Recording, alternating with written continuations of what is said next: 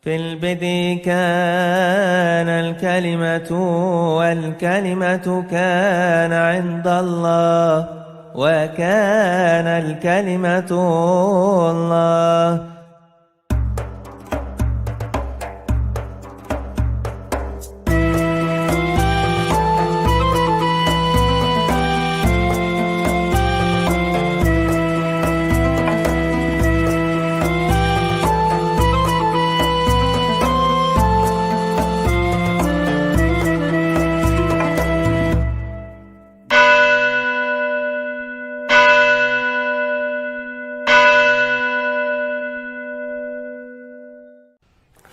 Shalom Aleichem Beshem Hamashiach.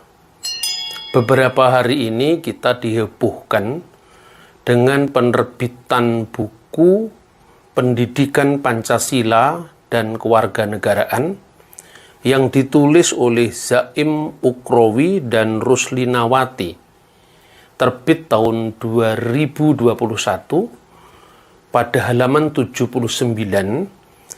Buku ini menjadi heboh karena adanya kesalahan di dalam menjelaskan iman Kristen.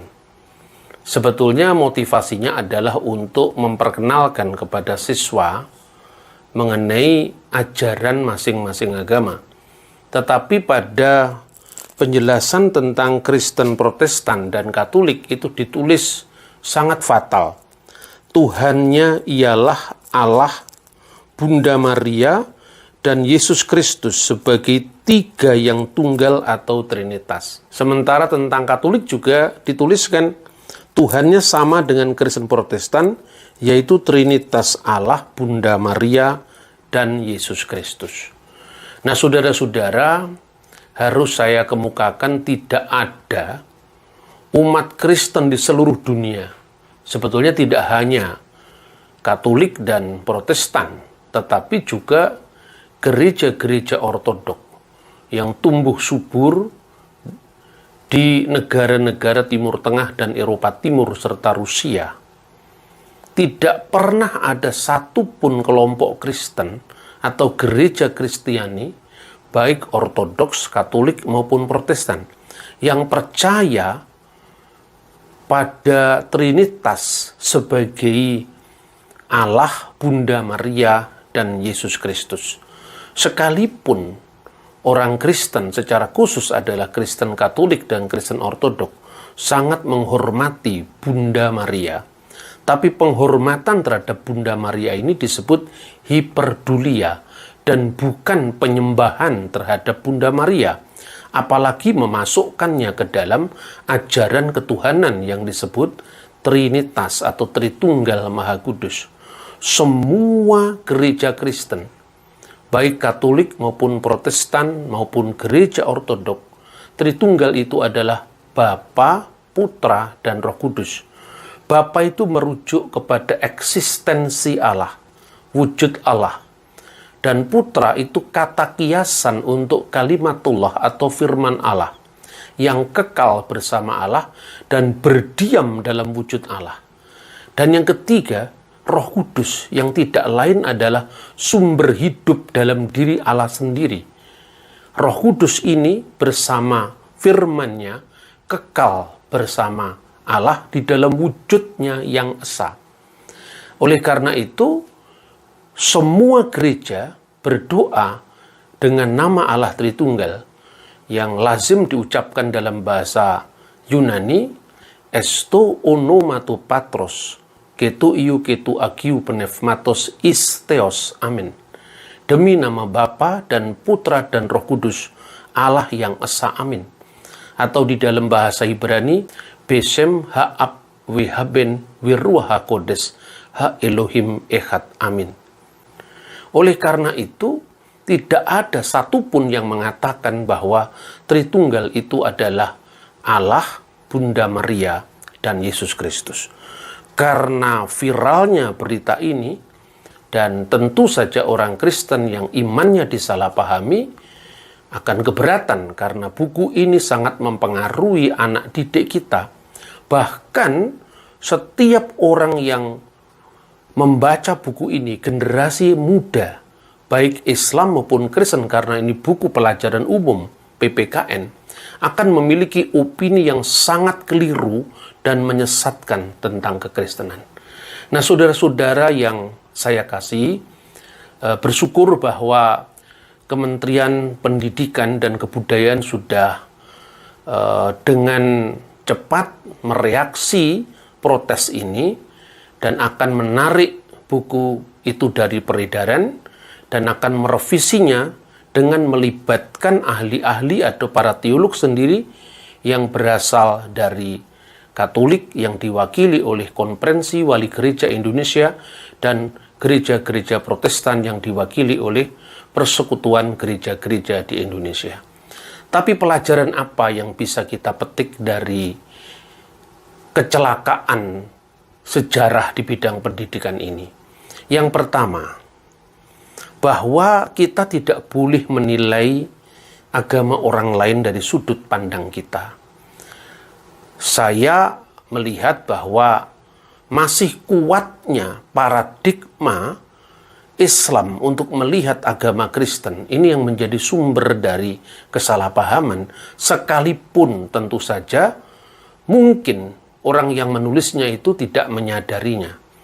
Kuatnya paradigma Islam dalam memandang Kristen inilah yang seharusnya mulai disadari dan digantikan dengan paradigma dialog teologis yang memandang agama orang lain tentu dari perspektif agama yang bersangkutan. Siapakah Bunda Maria di dalam iman Kristen? Apakah yang dikritik oleh Islam itu memang merujuk kepada iman Kristen yang sebenarnya? Dan tentu ini sesuatu yang tidak mudah untuk mengurai kesalahpahaman. Karena saya mengetahui bahwa di dalam kitab suci Al-Quran sendiri memang ada semacam pemahaman yang ditujukan kepada kelompok Kristen tertentu yang keyakinannya memang mirip seperti itu. Laqad kafara ladina qalu innallaha salisu salasa. Sungguh telah kafir orang yang berkata bahwa sesungguhnya Allah itu adalah ketiga dari yang tiga. Tidak ada satupun gereja Kristen, baik Ortodok, Katolik maupun Protestan, yang percaya bahwa Allah itu adalah ketiga dari yang tiga. Nah, buku ini sudah lumayan. Dia mengatakan bahwa ketiganya yang tunggal yaitu Trinitas. Namun Trinitas itu bukan Bapa, Ibu, dan Yesus Kristus. Bunda Maria dan Yesus Kristus. Kemungkinan penulis ini dipengaruhi oleh pemahaman yang diakibatkan karena pembacaan terhadap teks Al-Quran, yaitu surat Al-Ma'idah ayat 116. Idzqalallahu ya Isa ba'na Maryam a anta khulta linnasit takhiduni wa umiya ilahaini min dunillah. Ketika Allah berfirman, wahai Isa putra Maryam, apakah engkau berkata kepada manusia, jadikanlah saya dan ibu saya ilahaini menjadi dua ilah di samping Allah. Tentu Quran ini tidak salah, karena Quran tentu berbicara tentang konteks zamannya. Dan inilah yang mesti dibedah. Siapakah yang menjadi alamat dari kritik Al-Quran ini? Kalau saudara-saudara membaca sumber-sumber sejarah gereja sebelum zaman Islam, kita akan bertemu dengan tulisan Epifanius dari Salamis yang menulis kira-kira tahun 392 dalam bukunya Panarion. Epifanius dari Salamis ini berbicara tentang adanya dua sekte heretik Kristen atau sekte sesat Kristen yang di satu pihak memuliakan Bunda Maria berlebihan sampai mengangkatnya ke tingkat dewi, dan satunya kelompok sesat lain yang sama sekali membuang dan tidak menghormati Bunda Maria. Kelompok yang tidak menghormati Bunda Maria itu namanya sekte anti-Diko Maria Mitos. Sekte ini membuang sama sekali Maria di dalam percakapan teologis maupun dalam keyakinan mereka.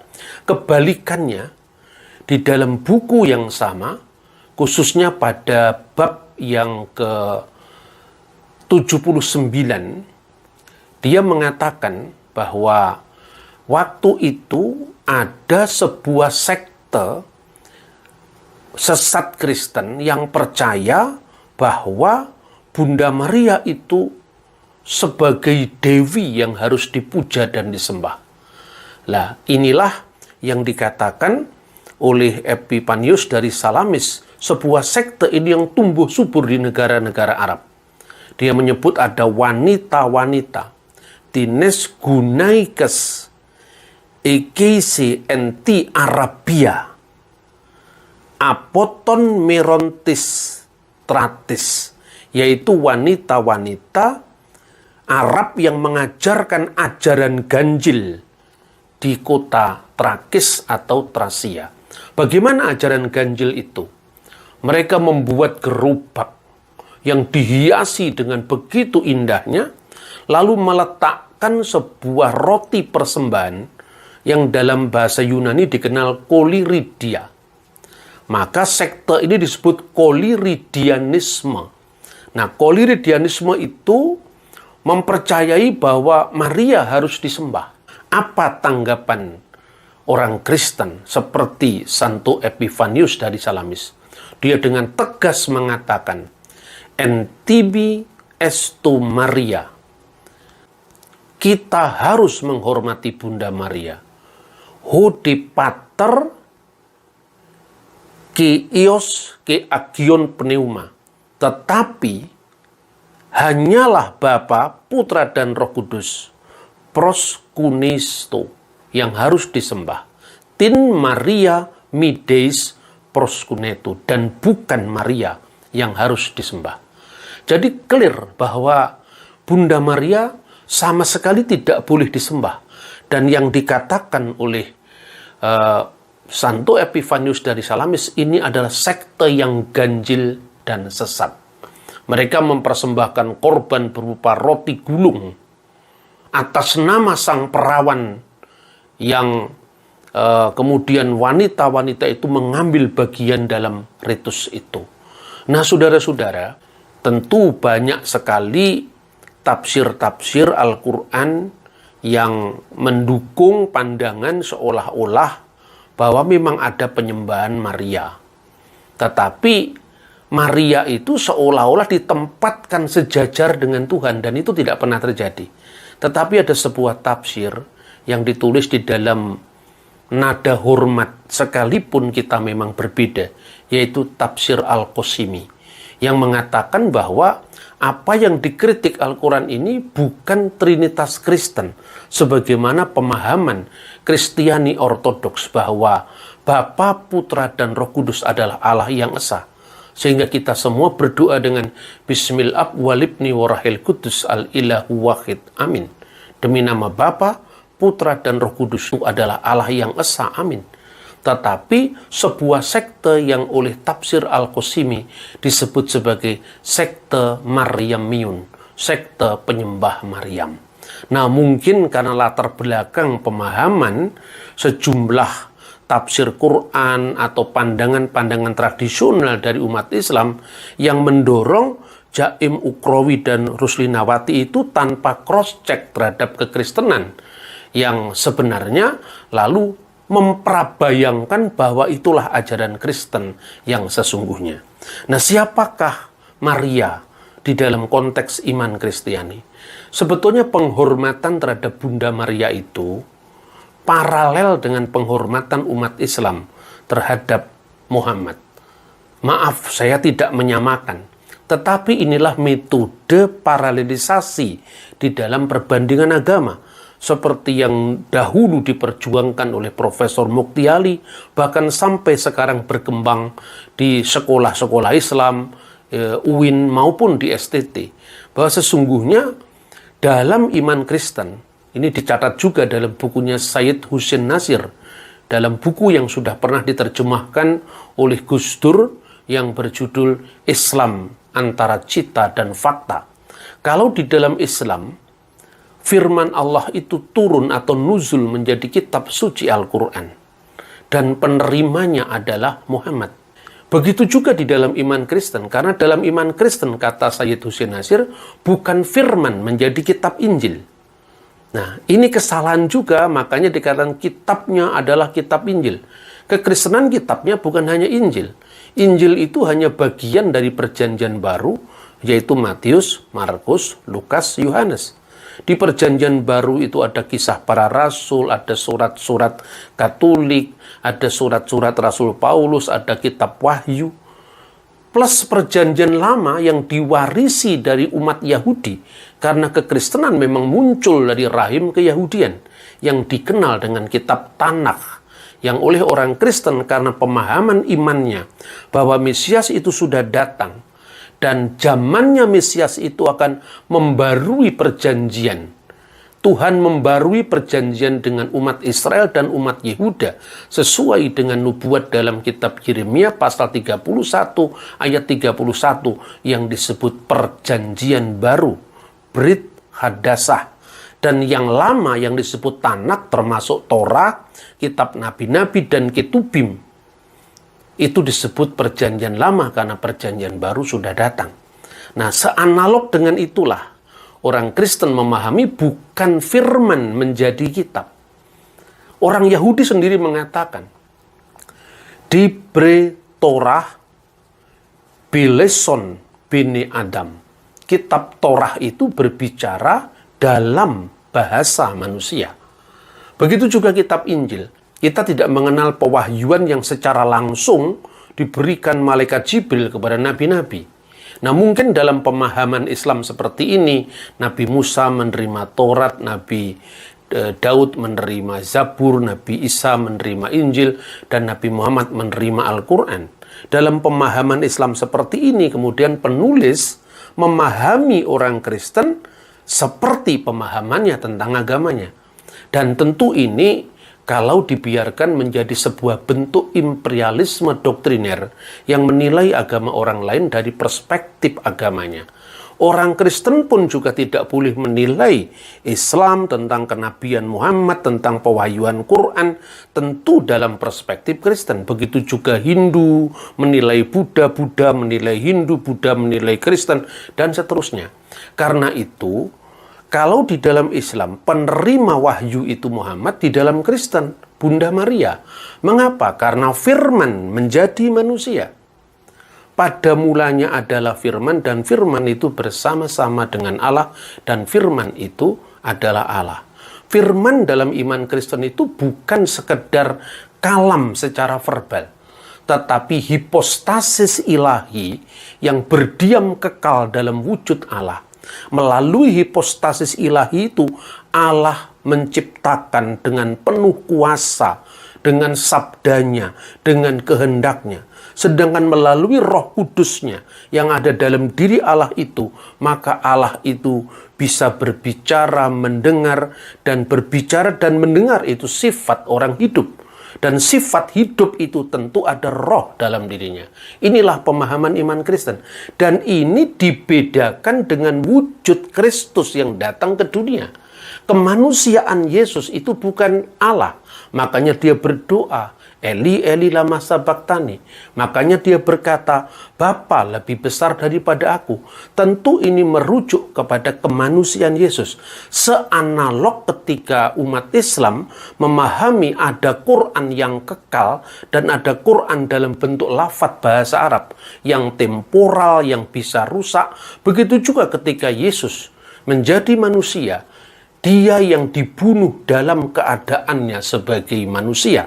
Tentu Allah tidak bisa mati. Jangankan mati, Allah itu dalam wujud kekalnya dilihat saja tidak bisa. Tidak seorang pun pernah melihat Allah. Tetapi anak tunggal yang di pangkuan Bapa itu artinya firman Allah yang kekal. Dialah yang menyatakan siapa Allah. Sehingga yang tidak kelihatan menjadi kelihatan dalam wujud manusia sempurna, yaitu Yesus Kristus. Kemanusiaannya tetap terbedakan dengan keilahiannya. Makanya penerima firman yang menjadi manusia itu adalah Bunda Maria. Kalau Muhammad diberikan salam, Bunda Maria pun diberikan salam. Umat Islam juga bersolawat kepada Nabi, maka dalam Kristen, Bunda Maria bersolawat kepada umatnya. Sekalipun ungkapan-ungkapan itu yang dipakai itu mirip dan sama, tentu perbedaan ini tidak bisa dipukul rata dan disamakan begitu saja. Orang Kristen sangat menghormati Bunda Maria, seperti yang dikatakan oleh Epifanius dari Salamis.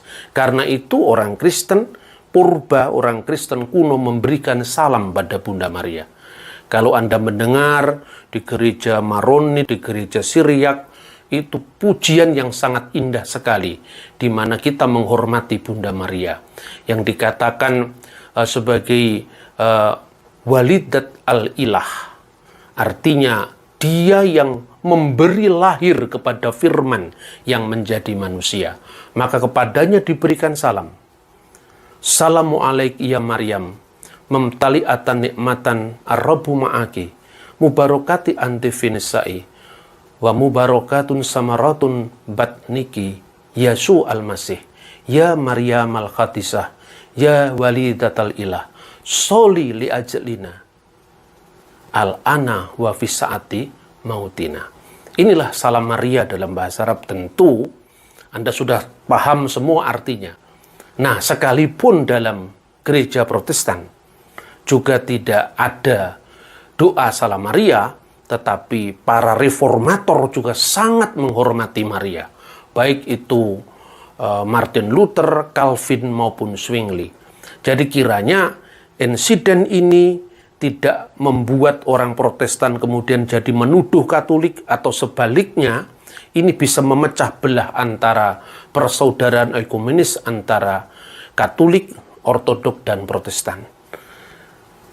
Ini pelajaran penting bagi kita ke depan, agar kita, satu, tidak menilai orang lain dari perspektif kita, dan yang kedua, kita harus mengembangkan dialog teologis yang memandang agama itu sekalipun tidak sama, tetapi bersama-sama. Itulah Indonesia kita, itulah Bhinneka Tunggal Ika kita. Kita tidak sama, tetapi kita harus bersama-sama. Salam Pancasila. Salam alaikum bismillahirrahmanirrahim.